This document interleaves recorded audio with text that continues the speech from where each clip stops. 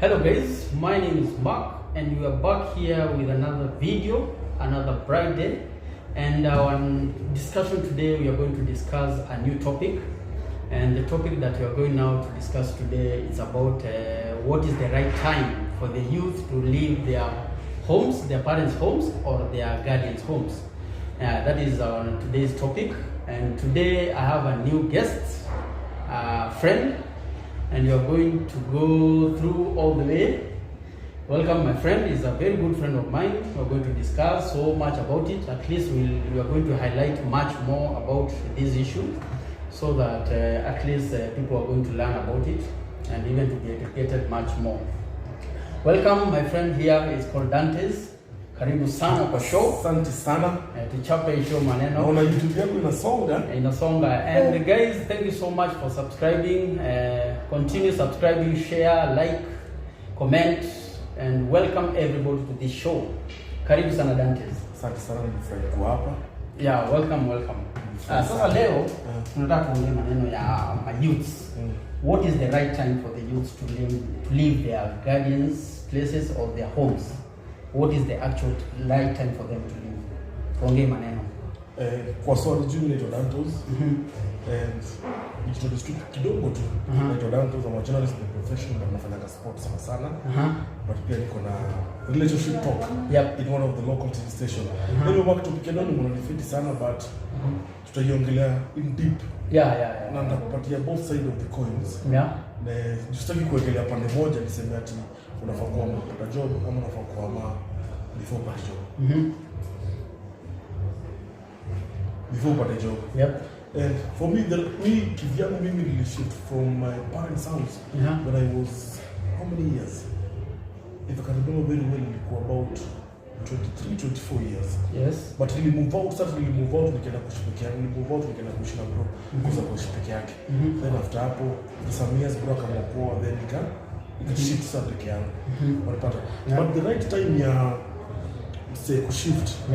Ukiangalia bila kuwa na pressure ama nini, I think ukiwa tu kitu 24 years after campus, I think that's the right time unafaa kumove to parents house, kwa sababu sasa wamestart kusomesha, kumaliza campus, sasa you're on your own. But some parents ukimaliza campus wanakupatia like an year, ujipange from there. So the right age ya kuhama ni after campus. The same when you're on the campus, working on 50 years or working on 30 years. Yes. That's not the right time. Yeah. On the other side, utapata the right time for a guy to shift. Lazima uwe comfortable wewe mwenyewe. Kwa sababu unapata kuna pressure, unapata boy wako amehama au best wako amehama, then utakuhama na una job. Yes. Unapata? Yes. Ndio una job unaweza kuingilia stories za drugs, nini, depression na kama hapo juu hujalipa rent, umefukuzwa bla bla. Tumezoea kama hizi vitu tunaishi. Kwa sababu unaishi peke yako lakini sasa wanahangaika. So I think just be comfortable, then move outside your parents' house. Wengine nao unapata wako still on their parents' house, but it's their house. So parents wake watu walienda maybe shags or retire. Yes. So you know how to make the excuse. You see, the reason why nili come up with this topic was kama saizi most of the time ukiangalia kama ni zile estates za tunaishi ama hata pia vijijini nowadays you normally find nowadays vijana wamemaliza campus bado tu wako manyumbani, wana either kwa mzazi ama kwa guardian wake. As in, if you try to look the way they normally reason and with a person mwenye already ametoka from campus na kaingia hata kama ni ameanza from the lowest level of it, unapata the thinking between these two people is totally different. Exactly. And even ukiangalia even nowadays unapata vijana wengi, as in especially those who are under the parent, mtu amegraduate still bado anakaa nyumbani, even others they are even working but still bado hanamekataa kutoka kwa mzazi. So you find these people, there are some things wanaanza kupoteza mwelekeo. Kitu ya kwanza, ule mtu kujipanga itakuwa ni shida. Because one thing, everything anapata kwa nyumba but anafanya kazi. So mtu kujipanga inakuwa ni shida. Pesa yake yote inakuwa. Exactly. So you find this person anaendelea, miaka yake inaendelea kienda, but instead afikiria about the future, the person is just there. You understand? But if you reflect on the other side, kijana mmoja ameshatoka campus ameamua let me start with a mattress somewhere, but I will start somewhere heading to somewhere. You get? So you find out vijana it's kind of so different. Yeah, wako na difference kubwa sana. For example nyingine unapata for example wanasemanga maboy rika zetu ndio tunatumia rika yetu, maboy rika yetu wenye wako sharks sahi. Yeah. Na vile tuko hapa Nairobi. Yes. Utapata hao wako sharks wameendelea sana kushinda. Unapata Ocha bado wako na ile culture ya Ocha ile ya for example shamaliza shule nini siwezi shishi pamoja na baba yako. Exactly. So unapata unameka simba kako hapo. Na unapata huyu jamaa the same guy rika yako akona mang'ombe, akona wife na watoto watatu. Na msiwadu. Unapata so thinking yetu na yao is so different because yeye ako culture sisi tuko Nairobi. Na tuko Nairobi na vitu mob sana. Yes. Utapata most watu Nairobi wanakupa responsibility. Yes. Responsibility number one is such that attack the parent. That's unapata akwa nyumba ya paro wake bado. Wako sasa na do job. Yeah. Unaona ana do job na bado anapata mshahara yake. So unapata hao ndio watu each and every Saturday ama each and every Friday weekend kianza tu hao ndio wanachafua meza. Hawana responsibility. Wewe kama best yake atakuita huko na responsibility. Unafaa kulipa rent, unapata maybe kuna mtu unasomesha, maybe kuna uko ndani mahitaji mob hata kunywa labda usema kuangalia wewe. Lakini yeye pale hivyo hakuna mtu anamwangalia, yeye pesa yake tu ni yake. Unaona? That's when unapata kuna so many differences when it comes to guys, so many different. That's when unapata ndio zote zitoshanangi. Unapata na ukipata unahama juu ya pressure ya mabest wako tu wamehama, that's a wrong move. So at the end of the day you still go back to your parents house. Na wanasemanga ukihama kwa nyumba ya budako fake kwa nyumba ya budako. Exactly. Ni aibu sana. Na pia kijuuliza ni mademo ama maboy. No, when tunaongelelea it's both. It's both. Now when it comes to ladies wanasemanga kama ni dem na wewe ndio unataka kuwa respected in society, unafaa kushikuni mpaka isikuchelewe kutoka kwenu. Hivyo wanasemanga. Juu ukianza kutikalisha na kuogopa. But do you really think that really makes sense? Kitambo liko na make sense, lakini sasa ile generation tunakaa kila mtu anakuwa independent. Because you see, tuseme hata kama ni if it is a lady, amemaliza shule, whether it is campus or college, whatever it is, na ameanza kazi, but still ana live under somebody's whether ni mzazi ama guardian.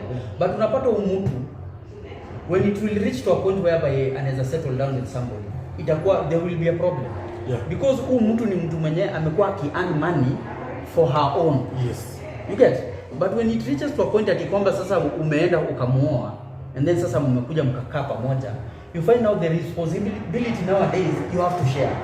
Yes. Unaona? Lakini remember ule mtu amekuwa akifanya kazi yote ikiwa yake.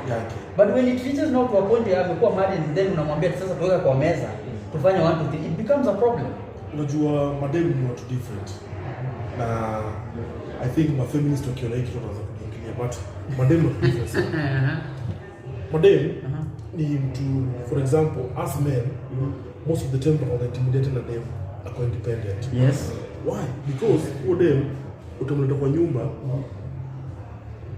mtaanza kubishana, yani mko level moja sasa. Yes. Unapata akona dogo kuna dogo. Mko level moja. So understanding yetu itakuwa so different. But ukichukua dem alikuwa anaishi kwa paramadha kwa kina madhake ama kwa budake, umchukuza mwanzo kustay na yeye ataka kuna job hata ku respect sana. Because yeye hajaishi kwake. Yes. Unapata? So step by step ataanza kukua kama wife. Na ile shima wife pia itakaa. Lakini huyu alikuwa anaishi peke yake, Makiu alikuwa anaenda out kila Friday. Yes. You can't control that. And that's what unapata so many marriages hii age yetu mtu anafanya harusi very expensive wedding, lakini after 6 months 3 months wamekosana. Wengine wanakosana hata before ni hadi. Yes. Wanafanya tu wedding for publicity ile aibu sikue. Wanapata but most of them wanakosana because utapata huyo alizoea kuishi peke yake, mimi alizoea kuishi peke yangu. Yes. Mimi nakuja kwa nyumba saa 6. Yeye alikuwa anakuja saa 6 ama saa 7. Mimi saa zingine sikuji kwa nyumba. Nilitoka nyumba Friday, nilitoka kwa nilikuwa moti. Yaani ndege tu Monday kwa ofisi kama nimetoka. Na ndio nyumba yangu on Monday. Na nao dem labda alikuwa dem fiti, alikuwa anaingia kwa nyumba saa ngapi mapema. Yeye alikuwa anajiona tuka job kwa nyumba anapika. Sasa shida inatokea huyo kusanya kutokea wewe urudi kwa nyumba. Hiyo ni culture yako. Lakini ndio unarudi kwa nyumba. Mnastay kama roommate. Unaona, and that's what unapatanga. Unasema a guy you need to move kwa nyumba budako as early as possible ndio uchanuke. Yes. Dem tunaweza excuse. Dem unaweza kumchukua kwa kama kwa 28 years. Yes. Atakumana mtu wako. But you see now the problem is as much as it looks good when you talk about that anaweza kakaa mpaka ile siku yenye mtu atamchukua. You see, I think maisha yamebadilika. Whereby okay, for me I normally think that ya kwamba when umeshamaliza kama ndio shule au campus and then umepata kazi, you're supposed to be uanze kujichukua kukuwa independent. Whereby hata akaenda akomboe nyumba yake aanze kufanya mambo zake, ni mtu mwenyewe, even if it doesn't mean that ya kwamba ataolewa, but ni mtu mwenye atakuwa amesha learn what is the responsibility, because even some of them when wanakaa to that age ati mpaka ile wakati nyatatolewa kwao, it becomes a problem because this is a person mwenye amekuwa earn, but ukianza kumwambia now we try to share this, she doesn't want that, they become selfish. Shida ile pia ya mademi lazima nasema families wanaweza niingilia, but anaishi peke yake. Yes. Anaishi kwa apartment alipo karibu 40,000. Life imepiga chenga. Nataka kurudi kwa madhaki. So unarudi mwana kwa stories. But you see now the problem is the reason why that one can happen, kwa sababu siku hizi watu they don't live within their means. They live above their means. Na hii ni pressure. Unajua unataka kukaa kama fulani, lakini sisi watu tushani. You see, it's always good at least hata kama utaanzia chini penye watu hawapendi kuanzia. But it's always good kuanzia mahali penye unajua hapa penye niko najipanga. And that's all unapata. Siku hizi sema mbona tunapenda kuanza na dem life. Akuja na vile hasu, akuja na vile uja makaana na kaanga hivi, kako nayo na kaanga hivi. Unaona, usinipende kwa sababu niko na dogo, usinipende kwa sababu naweza kupeleka out. Exactly. Kila Friday ama kila Saturday. Unaona, usinipende juu niko nao pia sina. Unapata, ndio kiangalia fit such relationship zinakaa sana kushinda ule wa nipeleke nipeleke Friday. Usipopeleka atakuwa na msemo mwingine. Unaona, lazima mkubule dem anachukua nyumba 40,000 job ikiisha. Ataanza positive. Ama atarudi kwa anataka ku maintain hiyo, hata kurudi kwa sababu ya aibu. So anataka ku maintain hiyo class bado. Kwanza kuna mabeste bado. Na hata maybe akona gari, hata kuuza gari. Atafanya nini? Siku tumeona prostitution imeleta another level. Si lazima usiwe. But you see, this is not about the ladies. Pia vijana wataanza kutafuta mama haria. Na kama sasa vijana sasa madem nao wana story nyingine. Kitu bla bla bla nini ndio ndio. Si lazima ni street siku hizi ndio so many ways unaweza wanafanya. Kuna hizi club tunaenda kwa zionanga. When it comes to men, stop kuelebea madem sana. When it comes to men, ask men kuna weakness moja. Kuna wengine pride yao iko juu mpaka hata kama anaweza hama hata kurudi kwao, hata kama level imemshinda. Kuna type mbili ya boys. Mmoja atahasa juu chini, mmoja hata care anafanya job yote as long as amelimit status quo yake. Wa pili naye ataona aibu mpaka hata kurudi kwao. So kile atafanya ataanza maybe busy. Kwa sababu anataka ile ataanza conman, utapata anaanza conman online anakuza kitu haiko. Unapata now huyo sasa ndio hustle. Lakini which ni hustle kwa njia mbaya. But kuna mwingine naye anasema ilivyo ni ndio kwetu. Pale kuna kitu cha hivyo. So na kwetu na stay kwao. That's the good thing about us men. Na kama kuna family, for example, kama kuna family na umemari, kama demo anaweza kushikilia the better, because hakuna ni permanent. Hakuna basi msikio permanent. Unajua shida yenye iko kubwa sana. And especially that's why we normally find there is a problem na youth wakati hiyo ya kutoka ya move out from the guardian or the parent to start his own life or her own life.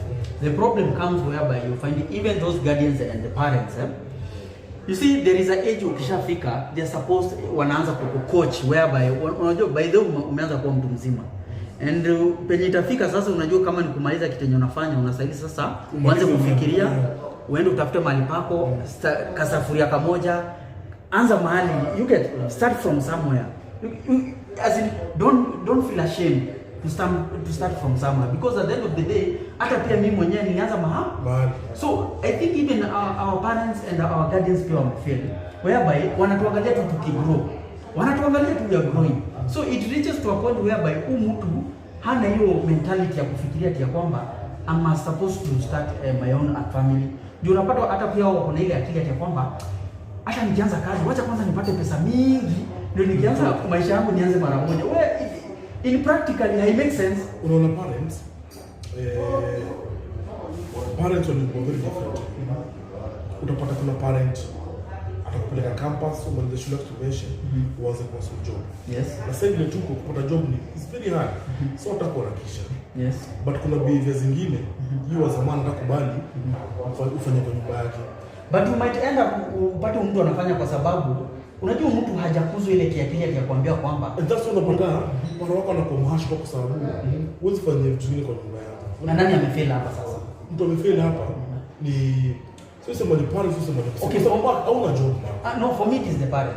Because a parent nowadays they only have that mentality ati ya kusomesha. But unajua kusomesha haijatosha. Kwa sababu kusomesha but hapa nje hakuna kazi. Hizo ndio zikakata. Hizo zikakata. Unajua kuna parent wengine job ni hard kupata. Yes. Kweli. Na wewe kama sana wake ataki atumeni pale nje anajua kila mtu pale nje nikifukuza isienda atakuchukua atakuwa mwizi atakuwa addict.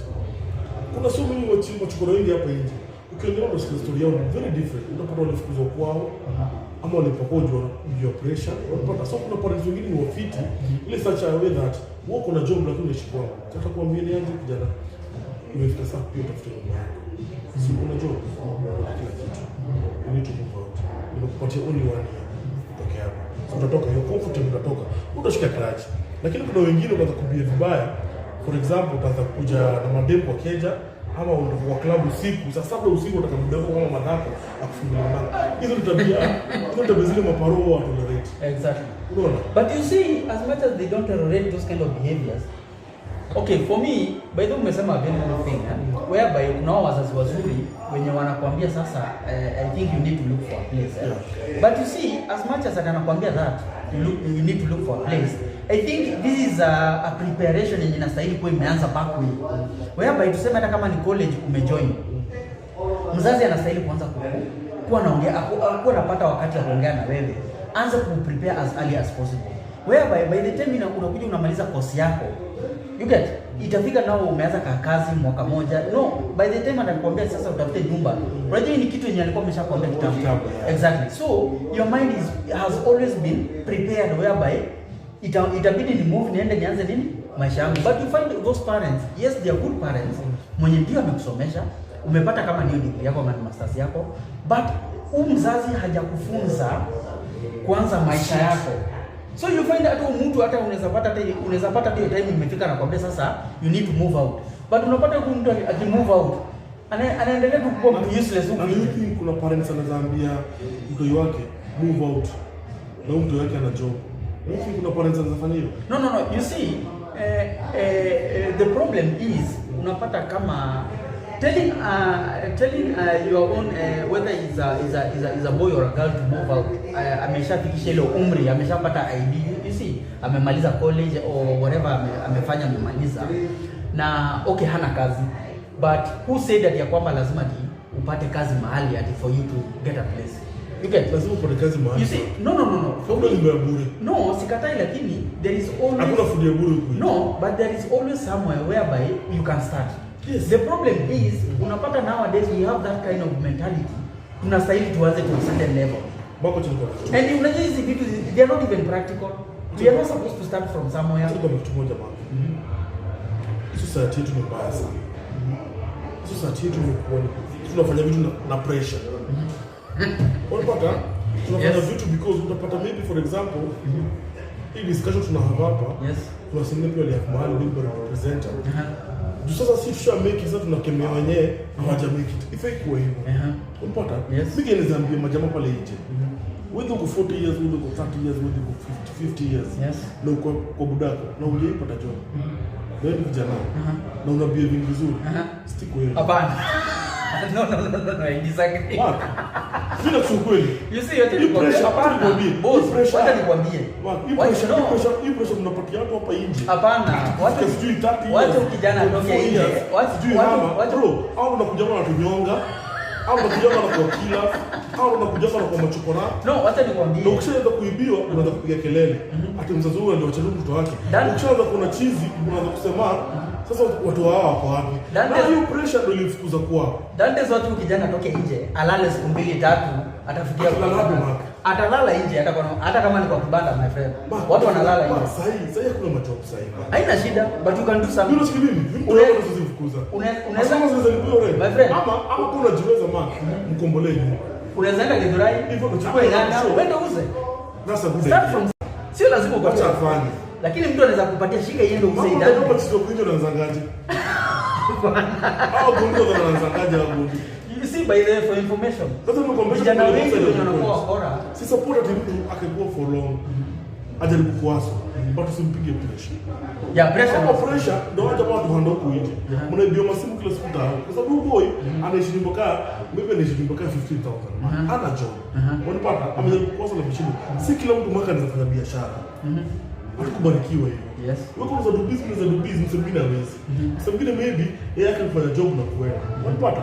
Mtu mwingine labda kazi yake ni studio couch. Ama hiyo couch imemshinda. Unapata? Sasa utapata kuna ile upbringing ya paro. Alafu kutrain kutoka mapema. Na ndio una hustle. Yes, for example, unaona wengi. Hizi university ndio kuna watu ngapi? Wale sana.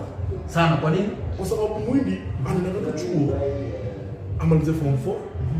Akishamaliza budake kuna biashara ama za kutrain kitambo sana kufanya biashara. Utapata mwindi bibi ako seko bado lakini ako kampuni ya budake kila weekend.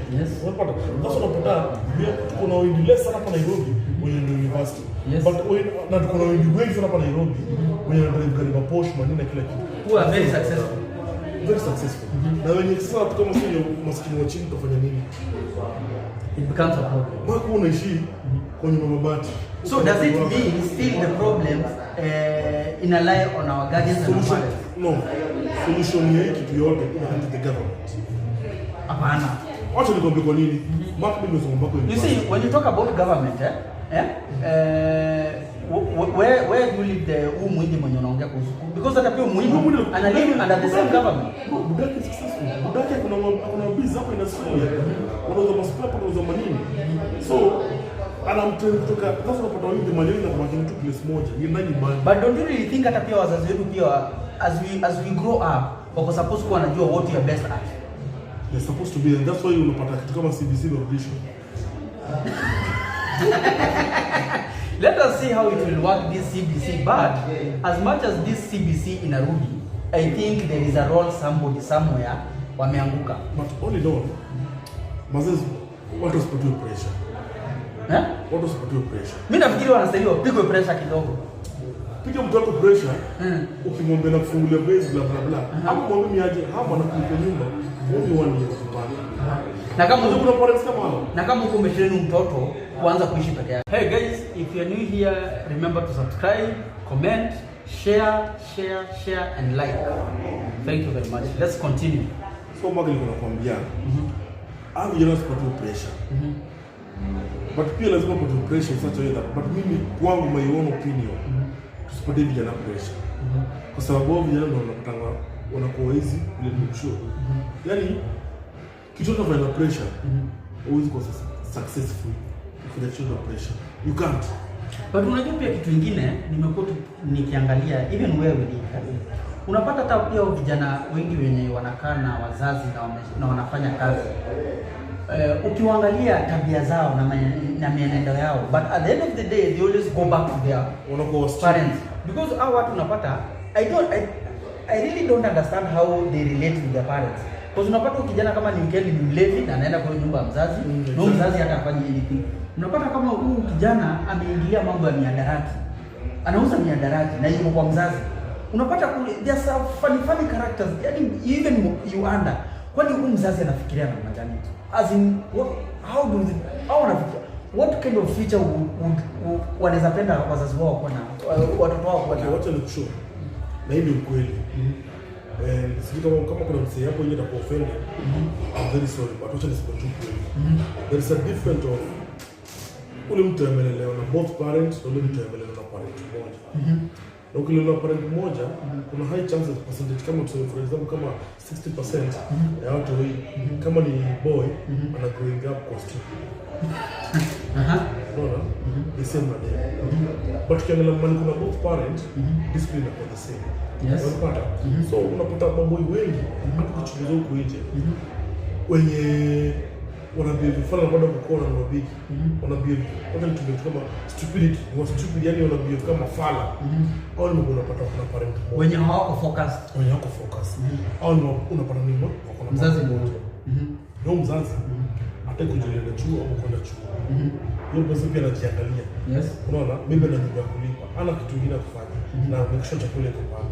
Unapata maybe huyo mzazi labda akujaji akutu stories zake.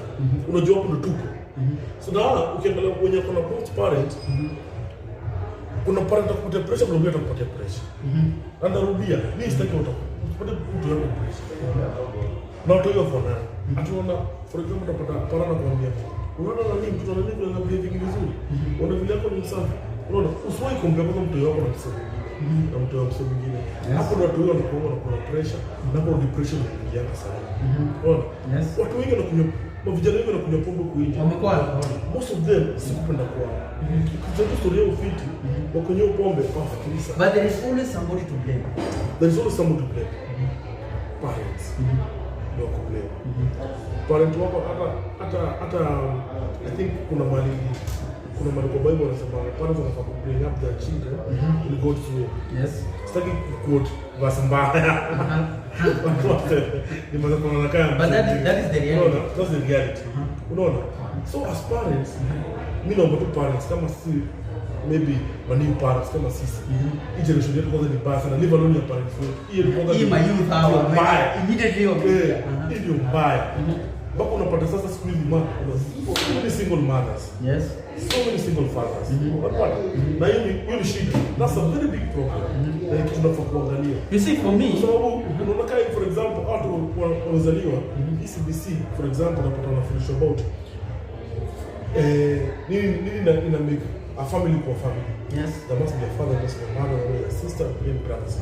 Lakini yeye akiambiwa kitu kama hiyo anasema mimi najua tu madhambi peke yake. Yes. Mimi sijui mdamu. Don't you think tunaelekea place mbaya sana hii generation yetu? You see, by the tunaelekea pale pabaya because and that's why hapo nyuma nilisema as much as there is always somebody to blame. Na especially kwanza kama saizi au wazazi wa sahizi au wenye wanaanza hii maisha ya kuwa mzazi. I think there is something wanna forget whereby the way you are raised, you don't want to raise your kid the same way. And they always come with an excuse or there is a way they normally sugarcoat their words. Unapata kama mtu anasema ati mtoto wangu siwezi mlea venye nililelewa. But you see, the question you're supposed to ask yourself, for you to be there where you are, if it was not for your parent, haungekuwa hapo. But you forget all that and then unasema mtoto wangu, that's why unapata kama ni mtoto anaanza kukua na tabia zenye hazieleweki. Whereby you find to say that kwa estate nowadays you find even there is a school even inside the estate. But you find even that parent, it is not bad kulipia mtoto wako basi within the estate anabebo within the estate ndo anasomea. You get a place whereby mtoto anaweza it is let's just say approximate kido like 100 meters. Unamlipia basi ya peleka hapo shule, which is not bad thing. Ni mzuri unaweza. Ndio maana uko na dosa. Uko na pesa, it is okay. But you see, as much as you do all these things, still you need to tell this kid that ya kwamba it is more even it's more of a privilege to have this. Because there is a time you will have it and there is a time you will lack it. Because when it reaches to a point whereby utakosa, what will happen? Ataanza kublame. Exactly. Ataona eneo mzazi hili imefanyika. You understand? And if you try even to tell those kids that ya kwamba saizi ati sina pesa, anaona hapana. It doesn't add up because huku muonyesha from day one kuna time ya kukosa na kuna time ya kupata. You get? And that's why you find even our kids na mwaka nikuuliza what is the best age ya kutrain mtoto wako about life? You see, a kid the moment ameshaanza kujua ati kwamba baba anaenda kazini, mama anaenda kazini, that is the right time. You get? You need to be, you see, when you sit down with your kid, kwani mnaongea, what do you discuss about? That's what the age ya discuss na mtoto wako. The moment your kid ameshaanza kujua baba anaenda kazini na mama anaenda kazini, hata kama class 3. Exactly, that is the right time. Anza kucoach mtoto wako from day one. Mwambie by the way, Unajua mimi, you see, it is always good to be Tunajua those stories. Unajua mimi after nilimaliza shule nikaenda college, immediately nilitokaga hapo nikaenda pale pengine nikakomboa nyumba kaingine. And by the way, it's always good take those kids to those places. Unaona kanyumba kama haka ndo nilianzana nako. Na immediately na siko na kitu. Nililipia na mzazi mara ya kwanza, hata nilikuwa naenda nakula kwa ile kibanda, narudi hapa nalala. Nikaanza kuhustle hivyo kidogo kidogo, nikaanza kupata shilingi 10 na save, nikaanza hivyo. That's why I'm here now. Okay. No, it's always good. No, it is okay. Generation ya pizza. It doesn't exactly. And you see, this is the problem whereby you don't hauonyeshi mtoto wako kwenye umetoka. You get? So blame the parents. Exactly. Because sasa hizi ameshaanza kuonyesha mtoto ati unataka pesa mama, join. Unataka pesa baba, join. Unataka bike, join. But we don't take our kids back penye tulitoka. But at least you see, it doesn't matter all. It's not all kids what a reason, but a big major of the kids. Daddy alianzaga huko. Kwa hivyo hata pia sio mimi, si lazima nifikishe like 100,000 or 200,000 in my account ati ndio nitoke kwa mzazi wangu. You get? But kama daddy alianzaga hata kulala chini na mattress na alikuwa anakula kwa ile kibanda anakuja analala, hapo ana radio kwa nyumba, hapo ana TV. You get? But do you think generation yetu sasa hivi iko at least very comfortably, most of us are very comfortably huku nje, yani tume have a good life maybe. Kuna watu tuko moja nao but tume have a very good life. Sasa so, kama kwa gari. You see, kwa sababu hizo ndio paro hizo na mtu wake biko na pale kwa bangalo unapata. It is okay, but you see, sio lazima. Unaweza pata tu mtoto mzazi ametoka from a rich family. You get? But it does not stop you from taking your kid on Saturdays to a children's home. You understand? Unaweza kuwa umetoka kwa family, very well family, but it does not stop you from visiting a children's home. Take your kid. You see, we normally have a very funny life whereby ati utaki mtoto wako hivi, and you see that's why unapata tu mtoto hata wengine hata anaweza katalia hata kwao because hataki responsibility, anataka kila kitu una silver platter. But when you take this kid to children's home, unamuonyesha huyu si kupenda kwake akwe hapa. But pia kuna watoto wenye wametoka to that children's home na wamekuja kwa ile CEOs. You get? Those are the kind of stories we are supposed to bring in around our kids. So understand, by the way, kumbe sio lazima tinishinde hapa to a certain point for me to start my own life. I can even start from the scratch, but at least ukwe focused. That's it. You can make it in life. I think as a parent, you have to be very careful with what you do. Yes. And unaweza kuongea mtu huyu moja vile tuko na reason, si vile watu wana reason sahi. Yes. Unaona? Ndio sasa unapata kuna mali unapata mtu huyu alijimada. Yes. Alikunywa sumu kwa hiyo pressure ya mzazi. Unaweza kumwambia ABC. No, by the way, sasa nakwambia as parents pia lazima tujue na what you do. You see even the biggest problem ni ya kwamba when it reaches to a point unapata mzazi anapatia mtoto kila kitu because yuko nayo. The day utaambia mtoto hauna, what will happen? This kid will develop stress. Ataanza kuwa na stress which might lead to depression. Na ndio unaweza pata tu mtoto anaweza ua ama upate hata kwa familia, even we normally see it on mainstream media. Unapata mtoto aliua mzazi. Kwa sababu gani? If you dig back to the story, mtoto alikuwa anapatia everything alikuwa anataka. But when you start showing this kid that yakwamba there is a time you can get and there is a time uwezi pata. Sisi kila time ati nani nataka hii, baba nataka hii. Don't give your kid everything. Show them that yakwamba unaweza pata na unaweza kosa. I think tumeblame parents sana. Tukiangalia but the back stop with the parent. Tukiangalia sasa nitema parents kidogo. For example, Mark, me as a parent. Yes. Iko very well. Yes. Yes. But I'm very strict parent. Mimi ni strict sana. Nataka mtu akisha mwanza form 4 nimpeleke mimi amalize, ninajua kuna majob. Naanza kufundisha biashara. Yes. Na mfungia mimi.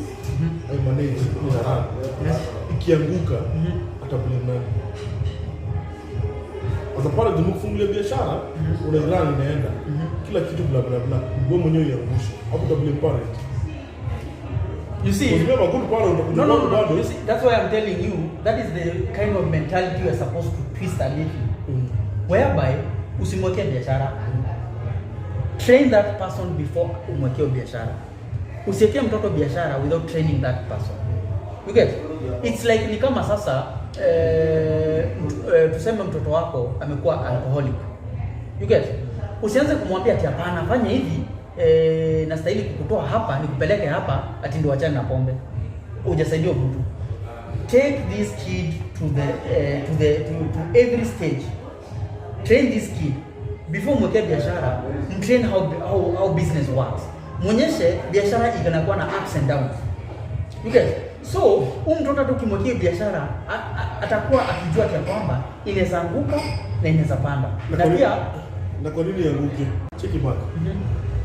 Kuna so many things that happen in biashara ya buke. Wewe kama mparo maybe muonge na ndio wako mwambie. Pia hii age ya baby madem raha tunafika madem ni kiraha. Usimix pleasure na businesses. Unapata? What's a business for a business? Exactly. Usimful business yako with friends. Ikaanguka. Those are the kind of training watu wetu. Unapata? For them to do business. Even you see, I think we'll have another day this discussion of business. But today I wanted us to focus sana the time, the right time ndio mtoto atoke. That's why nilisema hapo nyuma. I think as the kid grows, onyesha mtoto kuna time itafika utondoka. You get? Because at the end of the day hakuna siku wanaume wawili watakaa nyumba moja. You get? Because unajua pia kuna ile privacy. You get? So mtoto anastahili akuwa na learn whereby the day I will acquire my ID, nitakuwa mtu mzima. Na ukishakuwa mtu mzima, it's highly time. 18 years. Yeah, 18 years. It's highly time now uanze kufunguka akili, you get focused and get to note ya kwamba I'll need my own place, my own privacy place whereby nitaanza mimi mwenyewe kujikuza to where it reach to a point you start your own family. But wacha nikushow man. Unajua mbona mimi yes I agree sometimes na maporo kupatia depression. Mimi nitumeza tu chuo hivi. Unatoa kutikalisha. This is the true story. Unatoa kutikalisha. But as we speak now, walikuja kwa hizi wakamatwa. But nini? Unapata? So mimi naweza sema hivi tukiwaenda. Naweza sema hivi. Pia as a man, ama as a child kwa muda wako ama madhako, don't be so comfortable. Exactly. Unapata? Don't be so comfortable na pia usiwe na pressure. Take your time na kile usichukue more time. Exactly. Unapata? Yes. Kumkwele nyumba. Yes. Take your time na kile usichukue more time. Yeah. Unapata? Don't be so comfortable. Sasa pesa yako ufanye kitu yote. Yes. But naweza sema tu shame on you kwa wale jamaa wako na job lakini bado wanaichukua nyumba para zao. Exactly. Hiyo naweza sema tu. Yeah, as we wind up, the only thing I can say, it's very important kila mtu akikaa chini, whether na hii sana tunaongea both sides madem na machali. The moment you acquire your ID, I think unastahili kukaa chini ufikiria kwamba wewe umekuwa mwanaume ama mwanamke, whereby sasa uko supposed kuwa unajua you are one step outside your house, your parents house or your guardian's house. Uanze kuwa focused, uanze kujua ati kwamba in some years to come, 5 or 10 years utakuwa na kwako, and even you might even be having a family. Okay, so I think hata pia mimi naweza waambia ikuwe ni changamoto. Si ati kazi yako tu ni kukaa pale and una feel comfortable and then unajiringa ati mama yangu baba yangu. No, that's nonsense. I think wako supposed to grow up, and by the way hakuna kitu mzuri kama wakati yenye umeshatoka kwa mzazi umeingia kwako, you feel even comfortable ukiingia kwako. Unapika kwa ugali kako hapo unakula, unasema una flip tu channels tu kwako, you get, other than that kusema ati kwetu. You see, I think it's highly time we grow up. Kwanza kama kuna job. Yeah, na wakuwe focused so that at least we'll have a healthy generation na watu wenye kufocus. At least they will grow up in the right way. And I think this discussion was so nice, and I think this discussion inaendelea zaidi na zaidi, and I think next time we might continue because it's a discussion yenye haishi na tunaweza endelea na pia we ask our supporters and our viewers and subscribers to comment, like, share, and let's meet in another video. Thank you very much. Hata watu wahame.